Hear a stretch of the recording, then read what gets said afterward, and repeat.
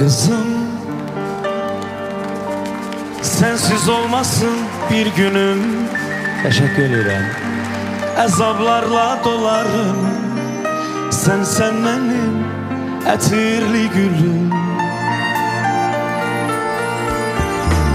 Kızım, yeryüzünde güzeller çok, sana benzer bir güzel yok, bir melek yok. Kızım,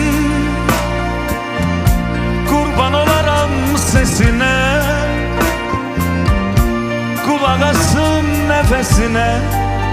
Sil gözünü, ay yüzünü, gül yüzünü. Sen ne kadar büyüsen de benim gözümde her zaman uşak kimi kalacaksan. Beni başa düşeceksen, ne bak ki sen özün evlat sahibi olacaksın. Sen ne kadar büyüsen de benim gözümde her zaman uşak kimi kalacaksın. Beni başa düşeceksen, ne bak ki sen özün evlat sahibi olacaksın.